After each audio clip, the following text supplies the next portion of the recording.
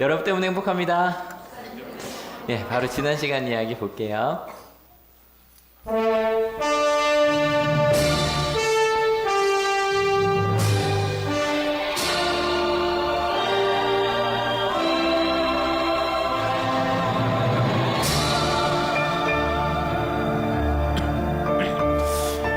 저희가 산상수훈을 계속 읽고 있는 중입니다.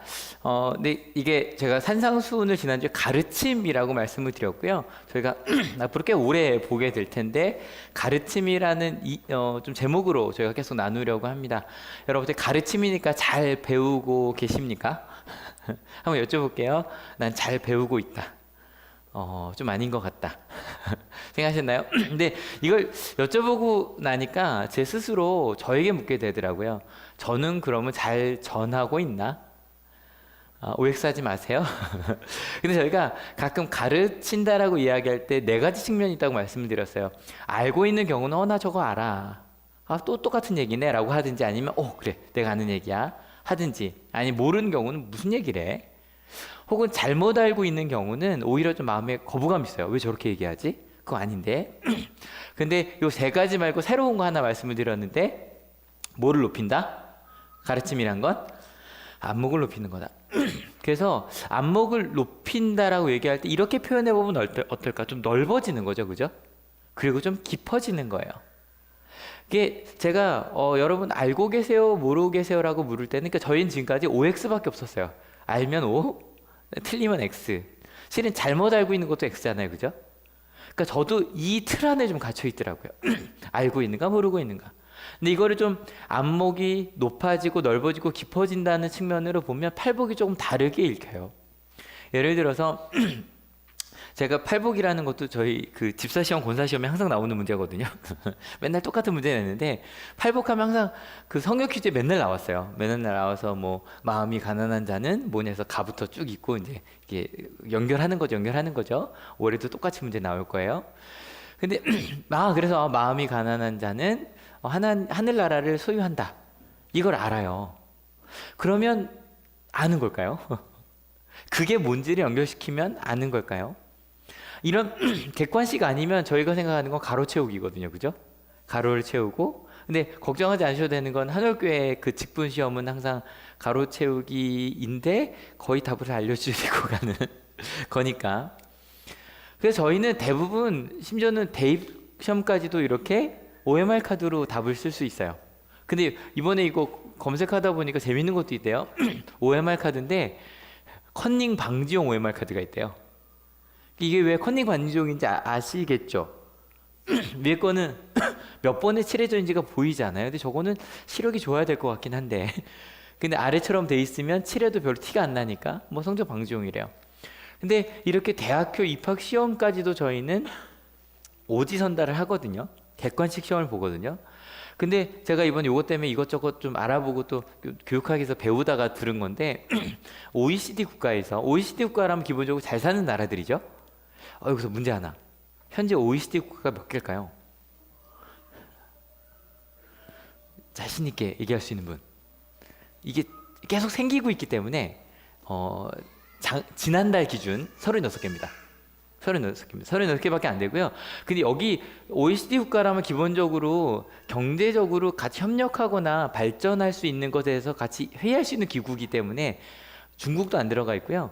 그다음에 러시아 같은 경우는 지금 아직 대화 중. 그러니까 그래도 OECD 국가가 잘 사는 나라라고 보니까 그 중에 객관식으로 대입 시험을 치르는 나라 몇 개일까요? 맞출 수 있어요. 의외로. 몇 개일까요? 3개. 나중에 맛있는 거 사 먹어요. 3개요. 근데 3개 나라를 여러분이 맞히실 수 있어요. 아니죠. 한국, 그 다음에 미국, 일본이요. 네네. OECD 국가 중에 대입을 객관식으로 치른 딱 요 3나라밖에 없어요. 그럼 나머지 나라는 다 주관식이에요. 그럼 다들 좀 당황하세요. 왜냐면 우리가 생각하는 주관식은 가로 채우기거든요. 만약에 모든 문제를 가로 채우기로 한다면 너무 힘들죠. 근데 대부분의 주관식은 어떤 거예요? 말 그대로 주관. 자신이 주인이 되어 어떤 세상을 보는 눈을 갖는 거예요. 가장 대표적인 주관식으로 시험 치르는 나라는 프랑스입니다. 근데 프랑스 우리나라랑 비교할 수는 없어요. 왜냐하면 프랑스나 그런 나라는 우리나라처럼 대학 서열화가 없는 나라이기 때문에 또 이것에 의해서 합격 불합격이 아니라 이거를 이제 바칼로레아라고 하는데 바칼로레아를 통과하면 대학 시험을 볼 수 있는 자격이 주어지는 거예요. 근데 이 시험이 워낙 유명해서 이 프랑스 시험이 나올 때마다 우리나라 뉴스에 나와요. 근데 그 중에 뭐 세 가지 영역으로 봐요. 세 가지 영역 중에 철학 시험을 다 봐요. 세 가지 영역 다. 근데 올해 나왔던 시험이에요. 세 가지 질문 중에 제가 좀 짧은 것만 하나씩 했어요. 문화는 우리를 더 인간답게 만드는가가 질문이에요. 세 가지 질문이 있고요. 철학 시험에 4시간 시간이 걸려져 있어요. 4시간 동안 세 가지 질문을 쓰는 거예요. 또 이런 것도 있었어요. 모든 진리는 결정적인가? 세 번째, 욕망은 우리의 불안정에 대한 표시인가? 이게 대입 시험이에요. 철학 시험에. 앞에 거는 문학 계열들이 보는 시험이고, 두 번째 건 경제사회 계열이 보는 시험이고, 세 번째가 과학 계열이 보는 시험이에요. 세 가지 질문이 있어요. 아까 말씀드렸듯이 이건 우리랑은 좀 달라요. 우리나라처럼 어느 대학에 가면 뭐 성공하고 뭐 이런 것이 나눠지지 않은 전반적으로 평준화돼 있는 또 대학을 시험을 치를 수 있는 그 자격 시험이기 때문에 내가 여기 통과율이 한 60-70% 정도 되고 이걸 통과한 친구들은 대부분 국공립대학에 들어갈 수 있는 그렇게 된다고 합니다. 근데 중요한 거는 모든 대학 시험에 철학이 들어간다는 거죠. 이게 좀 특이하죠, 그죠? 철학 시험이라 그러면 삶의 가치 어떤 그런 것을 이야기하는 건데 그거를 모든 계열이 다 봐야 돼요. 제가 1학기 때 그 이스라엘의 교육 중에 하브루타 얘기를 잠깐 말씀을 드렸었거든요. 근데 그때 말씀드린 것 중에 제 친구 딸이 시험 보는데 옆 친구한테 물었다고. 이게 무슨 뜻이야? 시험 보는데 보는데 애가 얘기해 줬어요. 이건 이런 거야. 아, 그럼 이구나? 맞아. 답이 맞다는 얘기도 해줘도 되는 게 하브루타예요. 하브루타라는 단어의 뜻이 뭐였다 그랬죠? 친구거든요. 친구. 그래서 이스라엘의 교육은 친구가 같이 의미를 물어보고 답을 같이 찾아가는 그런 의미와 가정이 더 중요해요. 특별히 이스라엘은 그 공동체 교육을 더 중요하게 생각하고요. 그러니까 이런 데서는 이게 옳은지 그르는지 묻는 게 별로 의미가 없어요. 실은 오지선다라는 것도 좀 웃겨서 저는 실은 사지선다 시대였어요. 사지선다 시대였는데 사지선다가 왜 오지선다가 됐게요? 사람들이 물은 거예요. 어떻게 대학 그렇게 중요한 시험을 4개 중에 하나를 고르게 하냐. 좀 더 변별력을 높이기 위해서 오지선다로 간 거예요. 근데 재밌는 건 재작년부터 서울시 공무원 시험이 사지선다로 바뀌었어요. 왠지 아세요? 이 의미가 재밌는데 오류가 없는 완성도를 높이기 위해서 사지선다로 다시 바뀌었어요. 왜 그런지 아세요? 실은요, 사지선다, 오지선다는 정답이 있고요. 틀린 답을 만들어내야 돼요. 맞죠? 정답이 틀린 답을 3개 만드는 게 쉬워요? 4개 만드는 게 쉬워요? 3개 만드는 게 쉬운 거예요. 그러니까 오답을 4개 만들다 보니까 오답 중에 정답이 나오는 거예요. 그걸 줄이기 위해서 사지선다로 돌아갔다는 거예요. 근데 여러분, 그러니까 이렇게 생각하고 나니까 우리나라 교육이 좀 이렇게 고민이 되는 거예요. 오답을 많이 만들어내고 그 중에 정답을 찾게 하는 게 맞는가? 근데 이거를 좀 안목을 높인다는 의미로 본다면 조금 달라지는 거죠. 그죠? 그러니까 제가 지난주에 가난이 복입니까, 여러분? 슬픔이 복입니까? 라고 물었던 건 신 OX를 물은 거예요. 근데 이렇게 묻지 말고 그래서 조금 더 같이 무엇이 옳은가? 근데 실은 토론도 요즘 그 얘기 하더라고요. 얼마 전에 어떤 분야를 얘기하는데 요즘은 토론 수업에서 회의 수업으로 넘어가고 있다. 토론은 또 역시 마찬가지로 옳으냐 그르냐로 가는 거니까 찬반으로 가는 거니까 함께 무엇을 만들어 갈까로 이제 점점 교육이 넘어갈 거다라고 얘기를 하시더라고요. 그럼 이렇게 생각을 해보면 이제 오늘 걱정하지 마세요. 오늘 쫙 갈 거예요. 8복 끝낼 건데 같이 읽어봅니다. 준비 시작. 온유한 사람은 복이 있다. 그들이 땅을 차지할 것이다.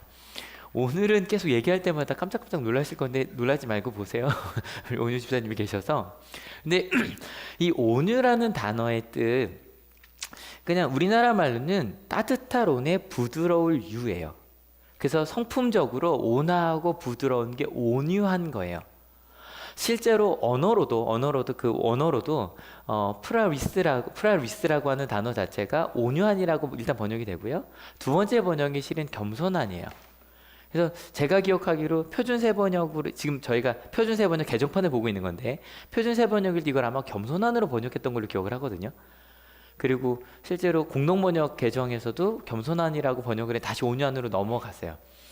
근데 둘 중에 뭐가 더 가깝냐 그러면 실은 요건 좀 겸손함보다 겸손함이 좀 더 가까워요. 왜냐면 겸손하다를 한자로 찾았는데 겸손할 겸에 겸손할 수는 이럴 때 좀 당황스럽잖아요. 겸손하다는 얘기인데 이 겸손하다 또 다른 뜻이 이 한자들의 뜻에 보니까 몸을 낮추다, 사양하다, 양보하다라는 뜻이 있어요. 그러니까 온유한 자라고 얘기할 때는 요 세 가지를 좀 떠올려 주세요. 몸을 낮추고 사양하고 양보하는 것. 오늘 앞에도 그렇고 앞에 약간 좀 이론적인 얘기가 좀 간데 이해를 해주세요. 제가 이렇게 단어를 보여드리는 이유가 있어요. 뜻을 정확히 안다 그럴 때 번역이 좀 어렵잖아요. 근데 저희가 갖고 있는 번역이 참 어려운 게 성경의 언어, 특별히 성경 중에서 저희가 지금 읽고 있는 신약은 뭘로 쓰여졌을까요? 뭘로 쓰여졌을까요?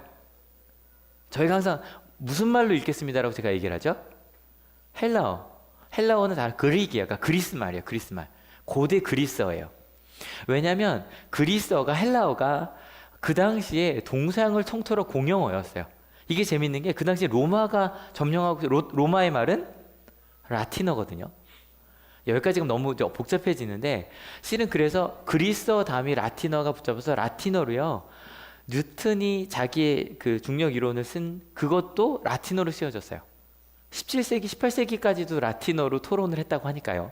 지금도 유럽에 있는 학자들은 라틴어로 대화가 가능합니다. 그럴 정도로 라틴어가 1500년, 1600년 이상 차지하고 있지만 그 전은 그리스어였어요. 그런데 재밌는 건 그러면 그리스어로 썼으면 성경을 사용하던 예수님은 어떤 말을 쓰였을까요? 예수님은 아람어를 쓰였어요. 이거 좀 복잡해진데 그냥 한번 들어만 주세요. 아람어는 히브리어가 아니에요. 히브리가 아니라 그 당시 예수님이 지금의 중동보다도 약간 이제 그쪽 이스라엘이 있는 그쪽의 공용어가 아람어였어요. 히브리어가 아니에요. 히브리어도 같은 셈족 계열인데서 성경에 보면 신약성경에 이런 말 나오잖아요. 달리다쿰, 엘리 라마 사박타니, 마라나타라 그래서 딱 나오는 말이 히브리어가 아니라 다 아람어예요. 예수님이 쓰시던 말은 아람어였어요. 알아주세요. 그러니까 어떻게 된 거냐면 예수님이 쓰시던 아람어, 베드로도 다 아람어 썼겠죠? 그거를 사람들에게 이야기하기 위해서 그 당시 공용어였던 그리스어로 쓴 거예요. 하나만 더 알아주시면 구약 성경 같은 경우는 히브리어로 쓰여졌어요. 근데 히브리어 자체가 좀 너무 옛날 말이니까 70인역이라 그래서 BC 300년경에 헬라어로 한번 번역을 했어요. 그래서 실제로 히브리어를 번역할 때 제일 중요한 게 이 70인역이에요. 헬라 말이 세계 공용어잖아요. 몇백 년 동안 어떤 말로 쓰여져 있는데 되게 많이 쓰여져 있다고요. 그래서 실제로 지금도 구약을 번역할 때 70인역 헬라어로 어떻게 번역했는가 써요. 여기 멀리 돌아온 이유가 있어요. 온유한 자라는 말 설명하기 위해서 여기까지 온 거예요. 왜냐면 이 온유하다라는 말이 이 프라위스라는 단어가 그 신약 시편에 한번 같이 읽어주실래요? 준비 시작. 겸손한 사람들이 오히려 땅을 차지할 것이며 그들이 크게 기뻐하면서 평화를 누릴 것이다. 똑같은 말인 것 같죠, 그죠? 그러니까 실은 팔복이 다 예수님의 말씀 대부분 구약을 그대로 옮겨오서 하신 말인데 겸손함이라고 번역이 되어 있어요. 근데 이게 개역에는 온유한이라고도 번역이 돼요. 같은 뜻이라는 거죠. 근데 똑같은 이 히브리 단어가 다른 데는 이사야서에 저는 읽었던 본문이에요. 가난한이라고도 번역이 돼요. 여기까지 생각을 하시고 다시 일로 돌아옵니다. 봐요. 가난한이라고도 번역이 되고 겸손하다고도 번역이 돼요. 그럼 이 온유한 사람은이란 말이 좀 확실히 와닿죠. 그러니까 이게 나중에 뒤에 가서 고린도서에 나오는 거기서 그러니까 헬라어 문화권에서 사랑은 온유함에 나오죠. 오래 찾고 온유함에 나오잖아요. 그 뜻과 좀 다른 거예요. 거기서 사랑은 온유하다고 할 때는 겸손하고 이제 그런 뜻이 맞아요. 하지만 히브리 문화권 유대인들이 쓰다 이 온유하다라고 말할 때는 겸손하고 몸을 낮추고 사양하고 양보할 수밖에 없는 상태. 좀 더 가면 비굴한이 뭐예요? 용기가 없어 비겁하다 그러는데 용기가 없는 게 아니에요. 신분 자체가 낮은 거예요. 가난해서 몸을 낮추고 사양하고 양보할 수밖에 없는 상태. 그래서 제가 첫 번째 지지난주에 가난한 사람이 복이 있다 그럴 때 하나님밖에 의지할 수밖에 없는 사람들이라고 말했잖아요. 실은 이 온유한 사람들이라고 말할 때도 아람어로 말했을 때, 히브리어로 말했을 때 사람들은 똑같이 받아들였을 거예요. 그래, 나는 온유한 사람이야. 고개 빳빳이 들고 살 수 없는, 땅이란 건 가져본 적도 없는. 근데 그 사람들에게 뭐를 주신대요? 땅을. 근데 여기 재밌는 건 요건 미래형이에요. 미래형이에요. 지금은 없어요. 하지만 하나님이 주실 거래요. 여러분 한번, 그래서 이 시편 37편에 뭐라고 나오냐면 겸손한 사람들이 오히려라고 돼 있는 게 현재는 아니니까. 근데 그들이 오히려 땅을 차지하게 되는 것.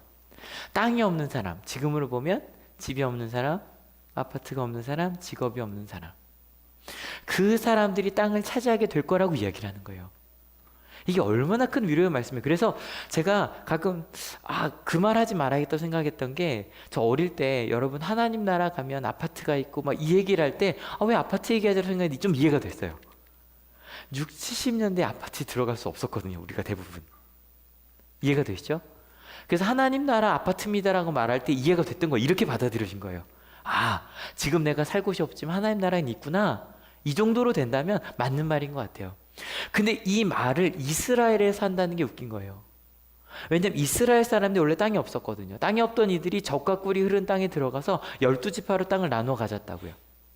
그리고 나서 우리는 정말 이해가 안 되는 거예요. 구약율법에 보면 뭐가 있냐면 12지파로 나눠 살다 보면 돈이 많은 사람이 생기고 적은 사람이 생기겠죠? 땅을 팔 수 있어요. 근데 웃긴 건요, 50년마다 그 땅을 원래로 돌려버려야 돼요. 여러분 생각해봐요. 내 땅이에요. 근데 50년이 지나고 나면 원래 사람한테 다 돌려줘야 돼요. 그게 희년이에요. 기쁨의 해예요. 원래대로 모든 걸 다 돌려줘요. 근데 그럼 이런 게 법인 이스라엘에서 왜 땅을 차지한다는 말을 다시 하실까, 예수님께서? 그렇게 된 적이 있다 없다? 없었던 거예요. 이스라엘에서도, 율법이 법이었던 이스라엘에서도 희년이 실제로 벌어진 적이 없었던 거예요. 땅을 돌려주지 않았던 거예요. 그래서 다시 얘기하는 거예요. 하나님이 오시면, 하나님의 사자 메시아가 오시면 원래 땅이 다 돌아갈 거예요. 땅을 차지하게 될 거야. 그 다음 복 한번 읽어볼까요? 준비 시작. 의에 줄이고 목마른 사람은 복이 있다. 그들이 배부를 것이다. 빨리빨리 갈 거예요. 이것도 이제 이렇게 해석하면 되겠죠. 줄이고 목마를 수 있어요. 딱 듣자마자 맞아, 나는 줄이고 목말라 라고 생각하는 사람이 있었을 거예요. 맞아요. 누가복음에 딱 여기만 나와 있어요. 그런데 여기에 의가 하나 더 붙어요. 마음이 가난하다는 거 똑같아요. 그냥 슬퍼하고 하나 배고파 정도가 아니라 조금 더 다른 배고픔이 있더라는 거죠. 저희가 지난주에는 슬퍼하는 사람들에서 이야기를 했는데 저희부터 요게 아직 한 4화 남았는데 금요일날 이제 마지막 촬영을 하고 왔어요. 근데 함께 또 제가 처음에 이호셉 목사님이 얘기했었잖아요. 근데 여기 있는 저를 포함해서 4명이 다 한 번도 목사를 꿈꿨던 적이 없었다 그랬는데 이 요셉 목사님만 목사를 꿈꿨었다고 얘기를 하더라고요. 한 번도 자기는 목사가 아닌 다른 직업을 가질 거란 생각을 한 번도 안 해봤대요. 근데 제가 이 말하면 좀 뭐하는데 4명 중에 제일 목사 아닐 것처럼 생기지 않으셨어요? 네, 아무튼 근데 이 요셉 목사님은 어머니가 서원을 했기 때문에 자기 당연히 목사가 될 거라고 생각했대요. 근데 전에 제가 영상 보여드렸잖아요. 그 막 욕도 많이 하면서 막 밤 11시부터 일하시는 목사님이시거든요. 근데 자기가 어떻게 그들을 만났냐면 일반적인 교회에서 이제 전도사를 하고 있었는데 교회 안에 교회가 실은 장소가 좋잖아요. 소위 말하는 비행 청소년들이 교회 와서 술을 마시고 깽판을 친 거예요. 그래서 자기가 전도사였는데 비행 청소년을 만났던 이유는 딴 게 아니라 걔네들 잡으려고, 잡아서 교회에 들어와서 그 짓 못하게 하려고, 그래서 만나기 시작을 했다는 거예요. 그러다가 그들을 위해 살고 계시거든요.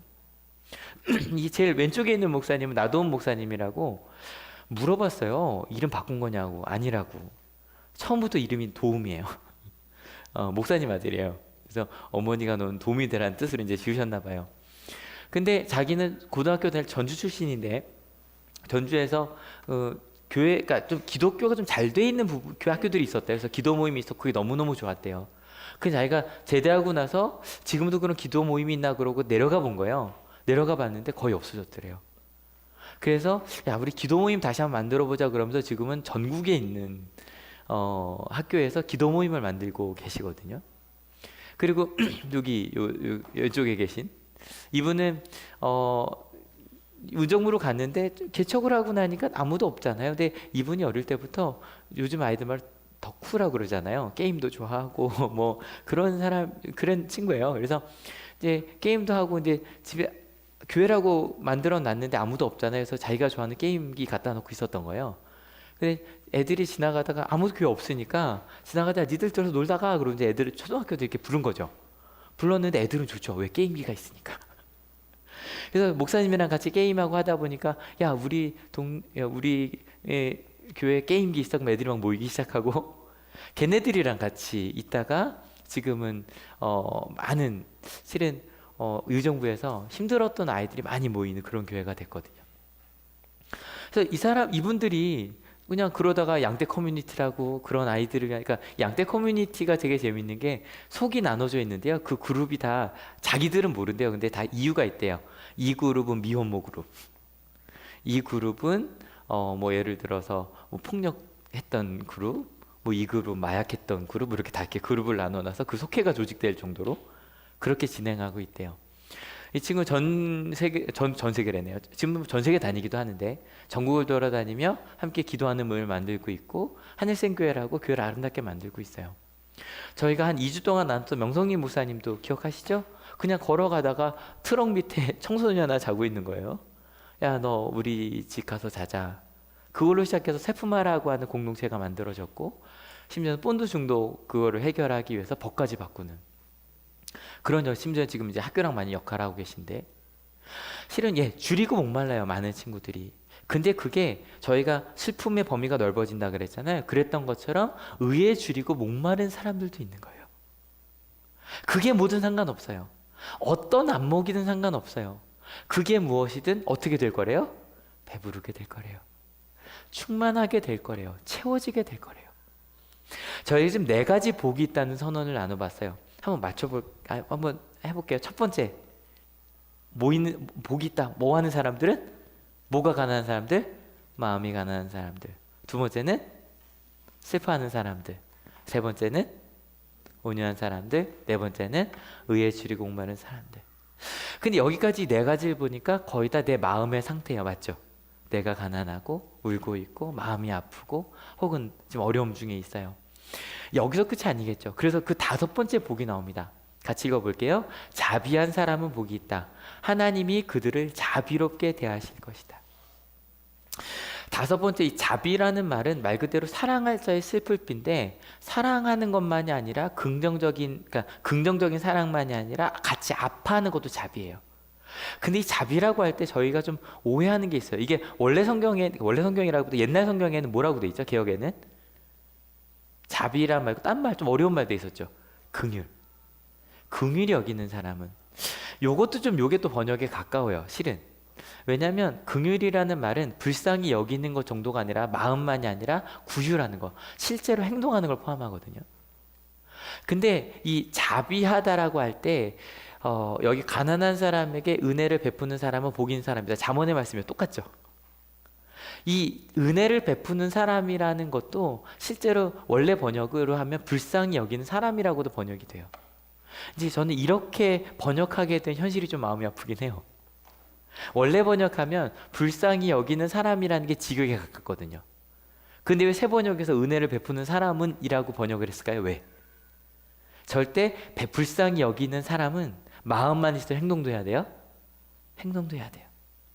근데 우리나라에서 번역을 할 때 불쌍히 여기는 사람이라고 번역을 해놨더니 이게 그냥 긍휼이란 말 자체가 많이 안 쓰는 말이다 보니까 옛날엔 긍휼이 여긴다 그러면 당연히 휼까지 생각을 했을 텐데 우리는 그게 좀 멀잖아요.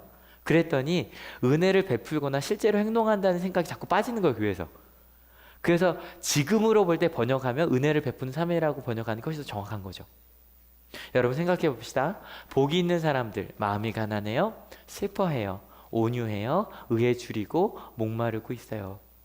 이 사람들이 안목만 높아지거나 넓어지거나 깊어지는 게 아니에요.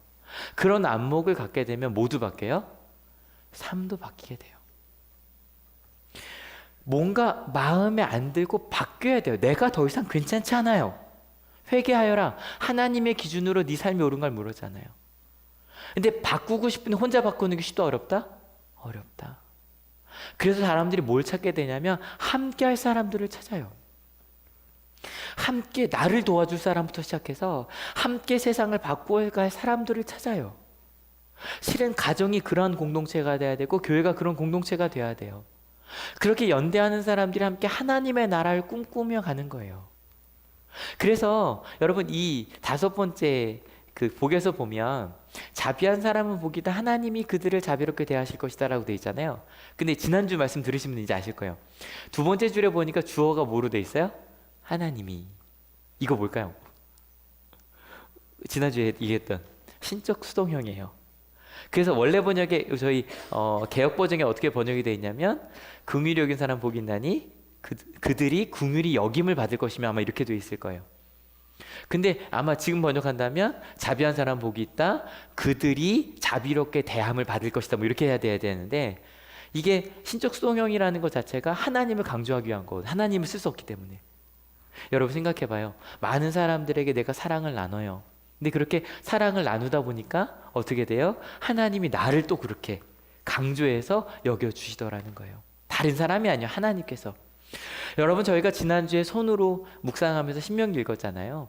신명기에서 정말 강조하는 게 이거거든요. 가난한 사람들. 조금 넓게 본다면 도움이 필요한 사람들. 그 사람들에게 11조를 드리는 이유의 가장 많은 부분도 둘 중에 하나예요. 하나는 레위인들. 하나님의 일을 하는 사람들에게 주기 위한 11조 당연히 있어요. 근데 더 큰 것 중에 하나는 가난한 사람들을 도우라는 거예요. 그래서 추수할 때도 귀퉁이는 하면 안 돼요. 사람들이라도 주워갈 수 있게. 바닥에 둔 것도 그냥 둬야 돼요. 사람들이 가져갈 수 있게. 마음으로만 하면 안 되고 실제적으로 그렇게 해야 돼요. 그게 하나님의 율법이었다고요. 그래서 이걸 예수님께서 어떻게 표현하셨는지 이건 좀 같이 읽어볼게요. 마태복음 나중에 읽을 얘기지만 같이 읽어봅니다. 준비 시작. 그때 임금은 자기의 오른쪽에 있는 사람들에게 말하기를 내 아버지께 복을 받은 사람들 와서 창세로부터 너희를 위하여 준비한 이 나라를 차지하여라.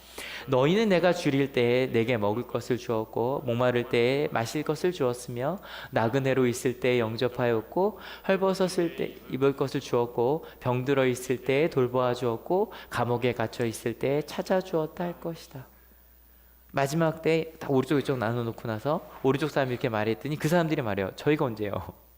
그랬더니 이렇게 말씀하십니다. 같이 읽어볼게요. 임금이 그들에게 말하기를 내가 진정으로 너에게 말한다. 너희가 여기 내 형제 자매 가운데 지극히 보잘것없는 사람 하나에게 한 것이 곧 내게 한 것이다 할 것이다. 한 명에게 한 게 하나님께 한 거다. 여러분 사람이 하나님을 믿으면 안목이 높아지면 근데 높아졌다는 말이 좀 부담이 되더라고. 자꾸 이제 1등 하라는 말인 것 같아서 좀 넓어지면 좀 깊어지면 사람들은요 사랑하게 돼요. 내 삶 속에서 그 사람들을 찾게 돼요.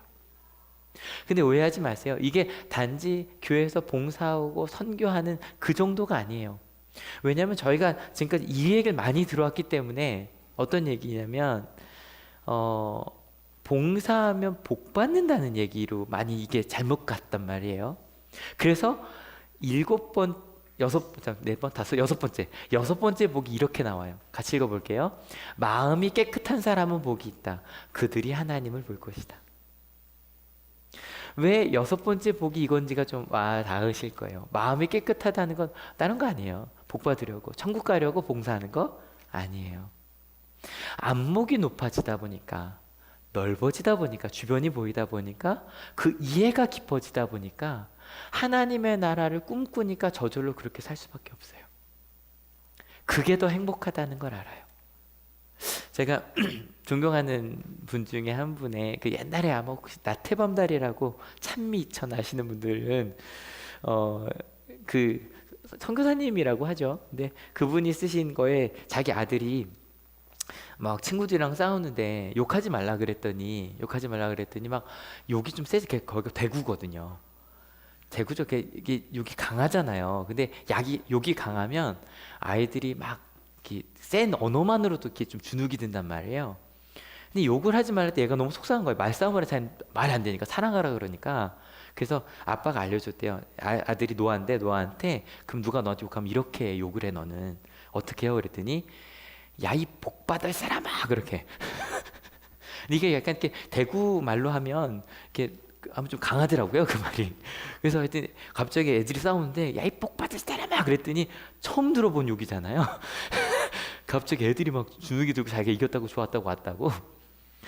그러니까 뭔가 가치 자체가 바뀌는 거예요. 마음이 깨끗하다는 거 그런 거예요. 정말 뭐가 중요한 건가? 실은 부모도 아이한테 너도 싸우라고 말하고 싶잖아요. 근데 그때쯤에 아니야. 우리에게 복은 내 아이 복 받을 사람하라고 말하는 게 복이야. 라고 알려주는 거죠. 근데 그렇게 마음이 깨끗하게 사랑하자 그럴 때마다 우리 마음속에 우린 다 솔직한 사람들이라서 이런 생각이 들어요. 그럼 내가 지금 기도하는 건 내 뜻인가? 그죠? 기도하긴 하는데 이거 다 그냥 내 욕심 아닌가? 그럼 이거 구하면 안 되나? 막 이런 생각 들잖아요. 그래서 7번째 복이 나와요. 같이 읽어볼게요. 평화를 이루는 사람은 복이 있다. 하나님이 그들을 자기의 자녀라고 부르실 것이다. 내 욕심인가 하나님의 뜻인가 물은 간단한 게 있어요. 이게 나만 행복하자는 건가? 근데 여기요, 나만이라고 할 때는 우리 가족을 포함하셔야 돼요. 우리 가족만 행복하자고 하는 건가? 아니면 하나님의 날 우리가 함께 살아가는 우리가 함께 행복하자고 하는 건가? 그런 평화를 누리는 거. 영어로는 피스메이커라고 돼 있고요. 그걸 이제 영어, 그러니까 헬라어 영어 사전을 보니까 러빙 피스라고 돼 있더라고요. 민순규 집사님이 계셔야 되거든요. 이 피스 나와야 될 것 같은데. 근데 이 평화를 이룬다 그럴 때 저희가 가끔 이런 오해를 해요.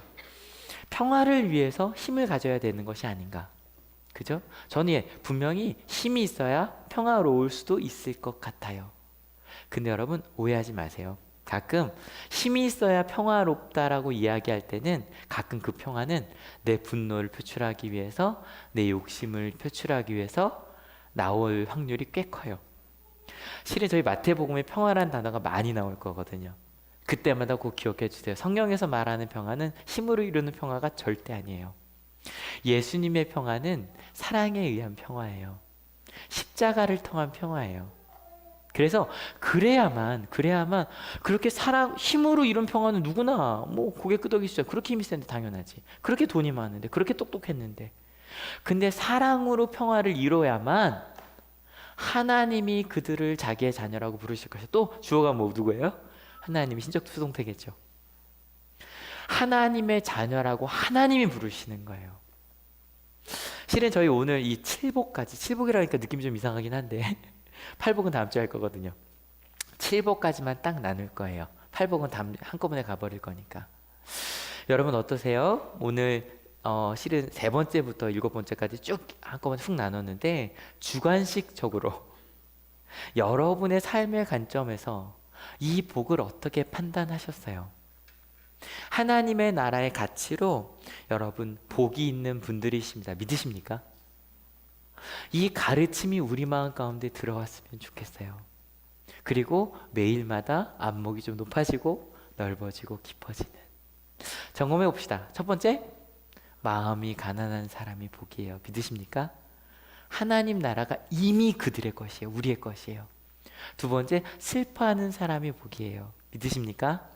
왜냐하면 누가 위로하세요? 하나님이 그들을 위로하세요. 신적 수동태예요. 세 번째, 온유한 사람이 복이에요. 왜요? 나중에 뭘 차지하게 돼요? 땅을 차지하게 돼요. 의에 줄이고 목마른 게 복이에요. 왜요? 어떻게 돼요? 의에 줄이고 목마른 사람이 나중에 배부르게 돼요. 채워져요. 그게 영적인 거든 지금 배부른 거든 배고픈 거든. 근데 여기까지 가니까 사람들이 오해할 수 있어요. 마음으로만? 아니요. 자비한 사람. 실제로 그렇게 사랑을 나누는 사람이 복이에요. 왜냐하면 자비한 사람을 긍휼히 여긴 사람, 하나님이 그를 긍휼히 여겨주세요. 그리고 마음이 깨끗한 사람, 절대 이건 내가 천국 가려고 하는 거 아니에요? 그렇게 하나님의 가치를 따르다 보니까 그렇게 살게 돼요. 근데 이쯤 되니까 우리가 물어요. 혹시 내 욕심 아닌가? 그때 하나님이 기준점을 주셨네요. 평화를 이루는 것인가? 하나님의 나라 평화를 이루는 것인가? 여러분 이게 복이라고 말해야. 실은 이번 주 그 감사에 대해서 시편 읽으면서 거기도 똑같은 얘기가 나오거든요. 진짜 감사할 게 무엇인가? 실은 딴 게 아니라 십자가예요. 하늘교회 이제 외울 수 있죠? 십자가란 뭐다? 내가 먼저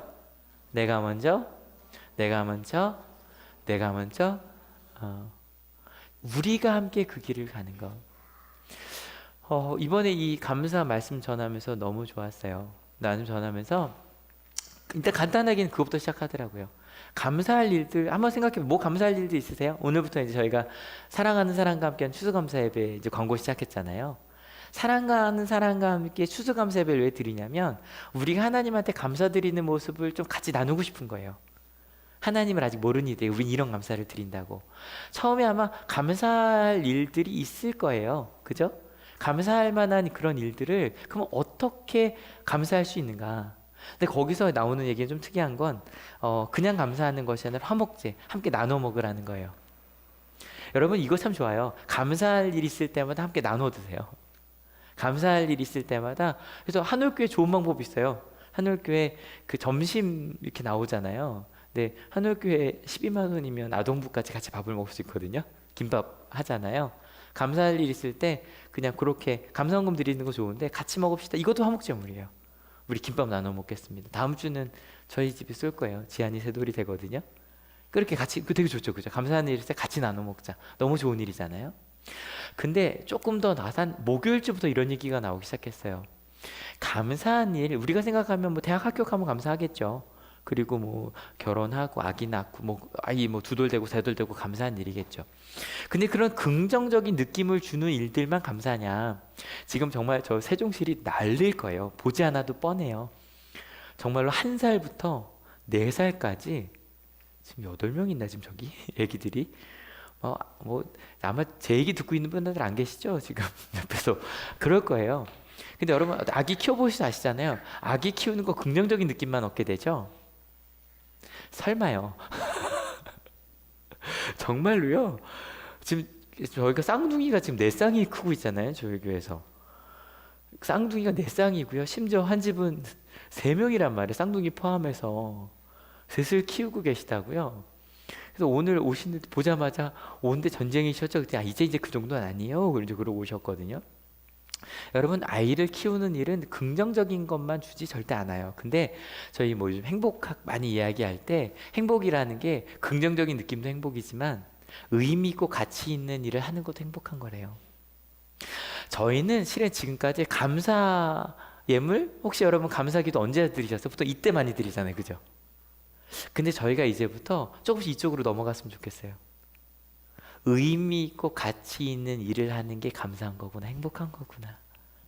그러면 거의 매일이 감사죠. 그죠? 이렇게 말씀을 나눌 수 있는 게 감사하고 함께 예배할 수 있는 게 감사하고 일할 수 있는 게 감사하고. 실은 아이를 키우는 게 행복할 수 있는 이유는 그게 의미 있는 일이기 때문이래요. 여러분들 오해하지 마세요. 긍정적인 느낌은 좀 하위의 행복이고 의미 있는 일은 더 좋은 거다 이거 아니에요. 둘 다 필요해요. 둘 다 행복한 거예요. 저희가 자꾸 객관식으로 가면 둘 중에 뭐냐로 묻거든요. 여러분 객관식으로 가지 맙시다. OX 퀴즈로 가지 맙시다. 우리는 항상 물을 때도 좋아하나 뻔만 묻잖아요. 중간에 얼마나 많은 느낌이 있어요. 그죠? 왜 꼭 좋아야 해요? 좀 섭섭할 수도 있고 함께 갈 수도 있고 하나님과 함께 하기 때문에 행복하니까 항상 웃고만 계세요? 지난주 말씀드렸잖아요. 하나님 알면 알수록 슬플 일이 많아요. 여러분. 눈물도 많아지고요. 의에 줄이고 목마르게 돼요. 말씀 정리하려고 합니다. 여러분 복이 있다는 말씀 3번째 나눴어요. 실은 팔복의 마지막 팔복이랑 그 다음 거 다음 시간에 이어갈 건데요. 먼저 좀 다음 시간 주제 미리 말씀드릴게요. 같이 읽어볼까요? 준비 시작. 딱 하자마자 대부분의 분들이 또 그 설교하겠구나. 다음 주 어떻게 될까 좀 기대해 봅시다. 여러분 오늘 가르침 여러분 주간식으로 어떻게 받아들이셨어요? 주간 우리 중고등부 끝나고 항상 묻는다면서요? 오늘 말씀 중에 기억나는 거 뭐 있냐고 묻는다고 하는데 여러분 단지 어떤 말이었는지가 아니라 오늘 팔복이 여러분들에게 어떤 느낌으로 다가왔는지 궁금해. 한번 생각해 보세요. 그 7가지 복 8번째 뺐으니까 어떻게 다가오셨어요? 어떤 마음이셨어요? 혹시 보시면서 이런 거 저는 말씀 준비하면서 너무 감사한 게 하나님 이 감사를 저도 좀 알겠어요. 그게 너무 감사하거든요. 우리가 이 길로 조금 가고 있는 것도 너무 감사하거든요. 혹은 질문이 생기셨을 수도 있죠. 그게 뭘까? 그게 뭘까? 감사하신 분들이라면 우리 결단합시다. 하나님, 저 계속 그 감사하며 살게요. 저 그 복 누리며 살게요. 혹시 질문하셨던 분들이라면 숙제를 가지고 가셨으면 좋겠어요. 하나님, 저 일주일 동안 어떻게 살아갈까요? 하나님, 저 그 복 있는 사람으로 살래요. 저희 지난주부터 높아진 안목, 넓어진 안목, 또 깊어진 안목에 대해서 이야기를 하고 있어요. 그 하나님의 나라를 꿈꾸는 사람들이 꿈꾸는 팔복. 여러분, 우리는 복 있는 사람입니다. 믿으십니까? 그 복이 순서도 다를 수도 있고요. 어떻게 누구한테 뭐가 먼저 올지는 잘 모르겠어요. 그런데 이 팔복을 함께 쭉 같이 읽어볼 거거든요. 읽고 바로 그냥 기도할게요. 기도하려고 하는데 예수님께서 앞에서 말씀하신다고 생각하고 그 마음으로 우리 팔복을, 실은 마지막 다음 주 읽겠다고 했던 8번째 복도 넣었으니까 한번 읽어보세요. 천천히 같이 읽겠습니다. 마음이 가난한 사람은 복이 있다. 하늘나라가 그들의 것이다. 슬퍼하는 사람은 복이 있다. 하나님이 그들을 위로하실 것이다.